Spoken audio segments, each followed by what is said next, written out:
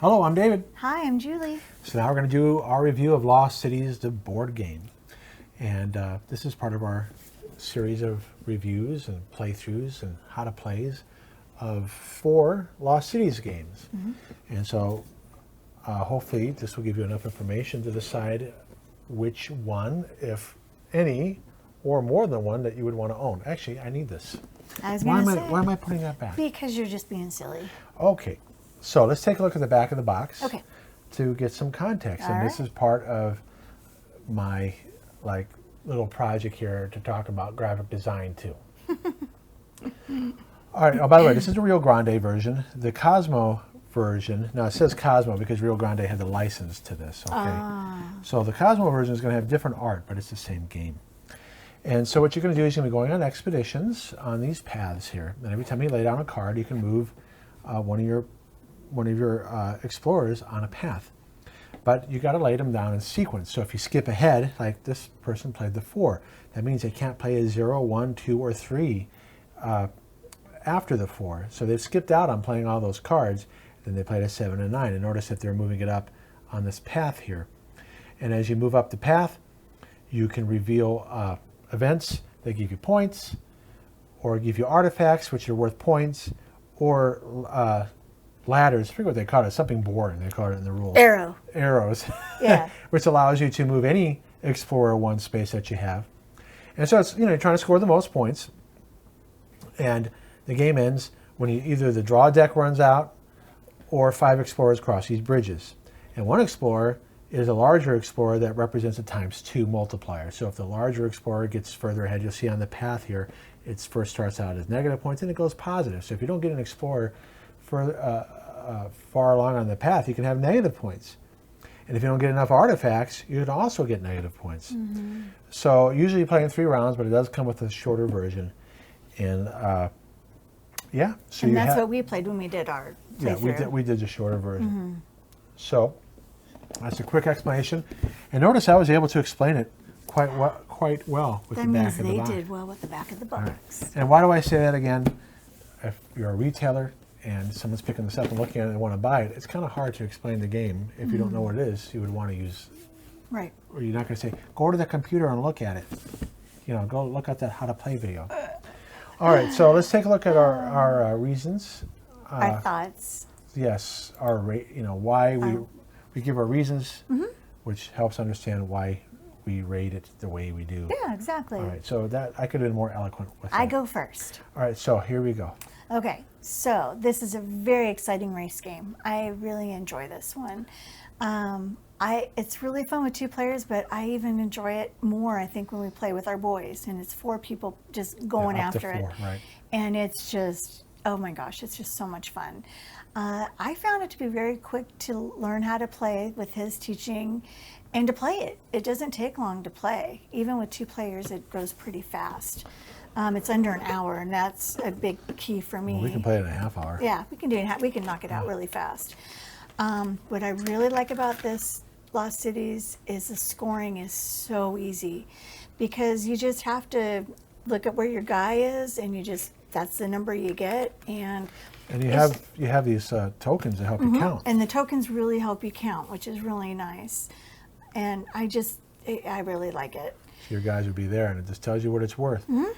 So compared to the other Lost Cities games, it's not as concrete. Yeah. And the average component, they're average quality. It's nothing super spectacular or anything, but they do, it's a good job. They, what they are. There's no question of what is what, and Well, I'm showing you the cardboard, how thick it is. I mean, it's average. It's not the best, but it's not the worst in the card. Kind of like the other games that we've played of his, in this series is, it's just fine. It's not. Yeah, and it's fine for the price point. Yeah, exactly. I mean, look, I'm sure they could have did even better component quality, but then raise the price by $10. And you don't want to do that. Yeah, you want to make it accessible to everybody It's if not possible. necessary. But the most important thing is quality is the board. Right, and the board is really nice. Yeah, it's and I like how the colors pop off of it, and now remind you, nice. The art's different in the Cosmo edition. Oh, you said that, yeah. So it's fine though. So those are my thoughts on this game. What do you have to say, Honeybug? I have nothing to say. Amazing. Okay, okay, here we go. Yeah, I said the same thing. Remember, we come up with these reasons separately.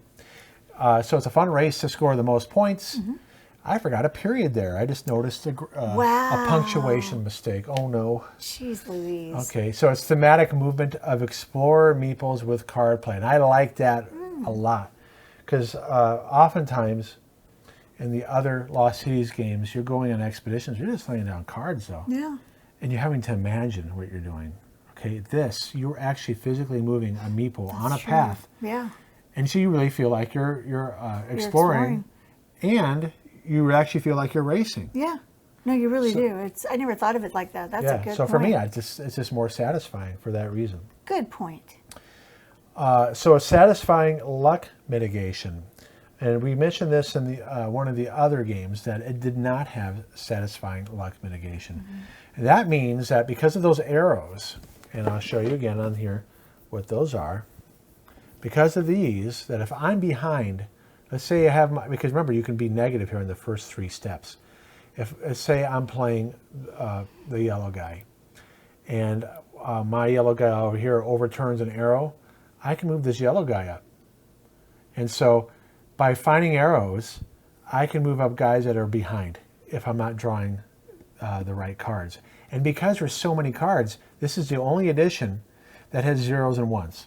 And doubles of And doubles numbers. of them. So it has plenty of numbers in the game, so you don't feel like I'm going to get screwed by my draws. Yeah.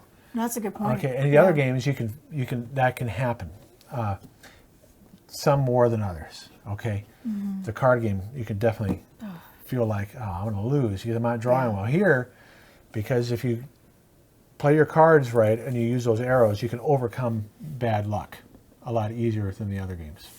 Yeah, I think you're right. Easier doesn't mean you can't get unlucky. Oh, no, you can still get unlucky. But you can manage it better than the other games. True. Okay, the event tiles adds to the replayability because you're always putting those tiles with that give you points or give you artifacts or give you arrows. They're always in different places. Yeah. And if you do play 3 rounds instead of 1 round, it's going to be different Does too. this one play 3 rounds, or is it just You're a 1 round? supposed to do 3 rounds too, but you can play a shorter game. Okay, Yeah. and that's what we did. So we do a lot. Right, but with the boys, we play the longer game. Yes, we do.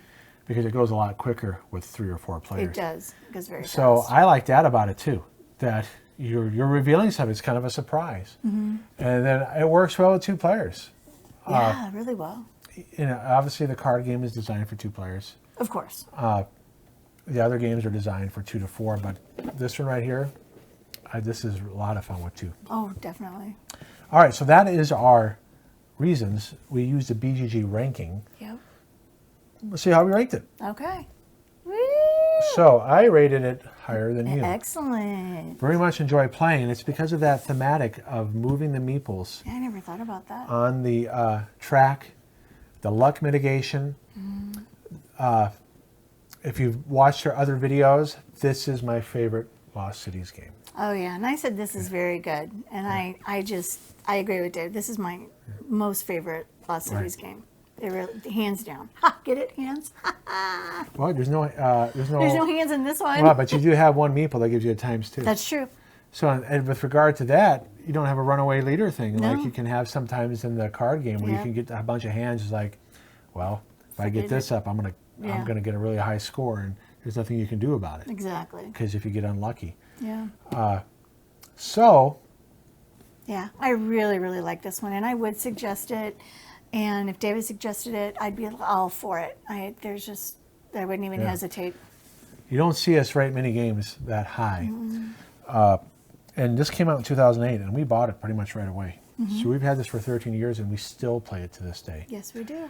The reason why it's not a 10, it's because there's other games that we will play over this. But 9's pretty high. Well, mine was an 8, and it's still pretty high for me. But this would probably be in our top 100 of all time. Oh, definitely. Which we'll do someday. We'll do someday, yeah. But this is definitely up there. Because we played, for me, I've played thousands of games.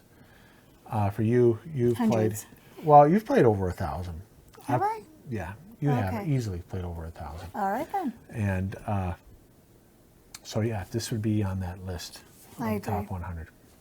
Definitely. So that's Lost Cities, a board game. And by the way, this doesn't get as much love as the other I think Lost Cities, the card game, is ranked higher on the family list on BGG. But that one's ranked on the family one too, yes? Lost Cities is. I think that's over 100. It's Oh, between yeah. 100 and 150. I think I'd have to look it up again what, Okay. what the number is, because it changes. But this guy's This a top one is 100. is top 100. Okay. But this has been around even longer. I think this has been around since, well, it says 2018, but that's because it's a reprint. It might have been around at least 20 years. Let me see. But that one, that's a first edition one there. Oh, And let's see if they give the original copyright date on this one. So sometimes games get ranked higher because people, it's been around longer. right. Gosh, I can't even see the copyright date. Yeah, no, the board game is just awesome. I'm like, gosh, look at that. Oh my goodness sakes. I can't see it. I don't have my glasses on. Yeah, I I can't don't see it. see it. All right, well, that failed. I guess I could look at it on BGG and look, but I know the card game is older, more people have bought it, therefore I can get more rankings. Right. But I know I've read some people don't like the board game as much as the card game, but Really? we're not among those. No. Yeah, we like the board game better than the card game. I hope you guys check out the board game, or at least check out the video of us playing it and, Yeah. and how David taught it. It's really fun. Yes. All right, so thanks for watching. Thanks for watching. We'll Please see don't you- forget to like and subscribe. We'll see you in the next videos. Bye-bye. Bye-bye.